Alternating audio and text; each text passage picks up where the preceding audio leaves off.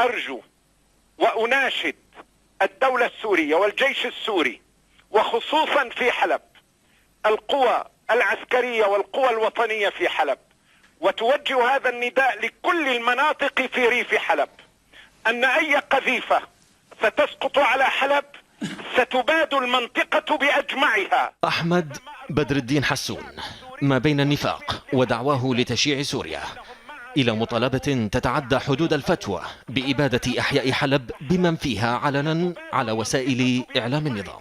وهذا ما أرجوه باسم الشعب السوري وباسم أهل حلب بالذات. دعوة حسون هذه تكررت وبذات الصيغة على فضائية النظام.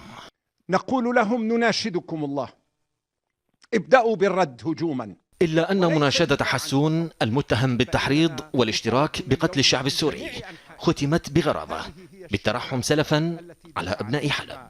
لذلك أقول لأبنائها: أعظم الله أجرنا في شهدائنا. دعوات حسون للشهداء لم تأخذ وقتا، فعشرات المدنيين من أطفال ونساء استشهدوا في قصف النظام الجوي للأحياء والمدارس التي طالب حسون بإبادتها، ومعهم ميشيل عبجي مدير دار مار الياس في حلب القديمة، علما أن خبرا مشابها يخص المسيحيين تصدر مقدمات النشرات العالمية عقب انفجار كنيسة في الحسكة، في حين ورغم معرفة المحرض والقاتل في مجازر حلب تأتي المفارقة أن الخبر الثاني لم يتصدر تلك النشرات ولا حتى كخبر هامشي. لئن بسطت يدك إلي لتقتلني ما أنا بباسط يدي إليك لأقتلك، إني أخاف الله. وبالعودة لحسون، الظاهرة المثيرة للجدل في تناقضاتها أو ما يعرف بنفاقها تظهر تصريحات سابقة له مدى حرمة القتل واستحلال دماء الأبرياء. أما سمعتم قول الحبيب: لهدم الكعبة حجرا حجرا أهون عند الله من إراقة قطرة من دم مؤمن. الواقع أن لا غرابة عن حسون تلك المفارقات، فلعل أفضل وصف لشخصه جاء مصادفة على لسان غسان بن جدو مدير قناة الميادين الإيرانية فيما يشبه شهادة بحقه من أهله. دكتور أحمد بدر الدين حسون مجرد ديكور لشكل فقيه جاهل، هو مفتيا افتراضيا، هو مفت افتراضي لسوريا افتراضية، وهو طائفي ومذهبي وعنصري ومتعصب ومتزمت، بل هو صاحب فتاوى القتل والشنق. ستباد المنطقة بأجمعها. صفات حسون هذه تشهد لها تسجيلات ومقابلات تكشف عن حجم النفاق في شخصيته. ففي زيارة لمدينة الصنمين في بدايات الثورة اعترف بثورة الكرامة لينكرها لاحقا. القضية ليست قضية إرهاب وليست قضية خبث، إنها قضية كرامة. وفي تناقضاته أيضا، فتارة هو عدو لإسرائيل. لا استسلام أن نذهب إلى القدس لنصلي ركعتين في ظل علم إسرائيلي، ولا نرضى تقسيم القدس ولو بقي منا رجل واحد على وجه الأرض. وتارة أخرى معترف بها وصديق لها. Good morning, bonjour, buongiorno, morgen, shalom، التي نسميها الأرض المباركة، بلاد الشام،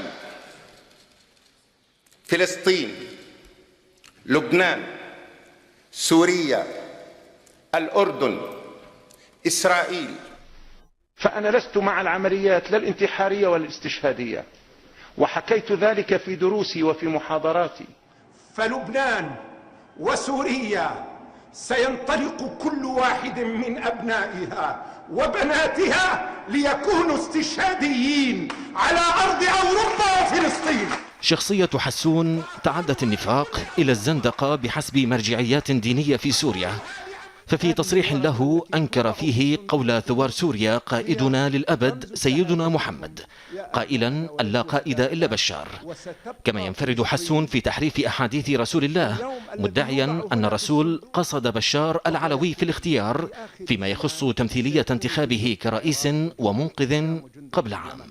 فقام واحد من الصحابة وقال: اختر لي يا رسول الله مع أي جند أكون؟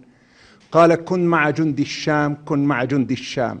فنحن وضعنا اليوم في الصندوق جند الشام الذين أوصانا بهم رسول الله، فقائدنا هو الذي جعل هذا الجيش يثبت، وشعبنا هو الذي احتضن بقلبه قائده وجيشه. إلا أن حقيقة حسون بحسب أهالي حلب ومقربين تكمن في تشيعه العلني ودعواه لتشييع سوريا في محاضراته وتشهيره ببعض الصحابة.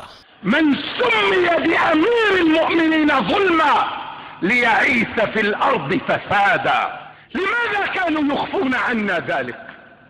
قال خوفا من أن تتأثر فتتشيع. ولعل في هذه التوثيقات ما يفسر تقاربه مع قادة إيران، وبالتالي تسليمه منصب مفتي النظام بعد تجاوزه اختبارات الإجرام والنفاق بامتياز. بتوجيه من الإمام الخميني قدس سره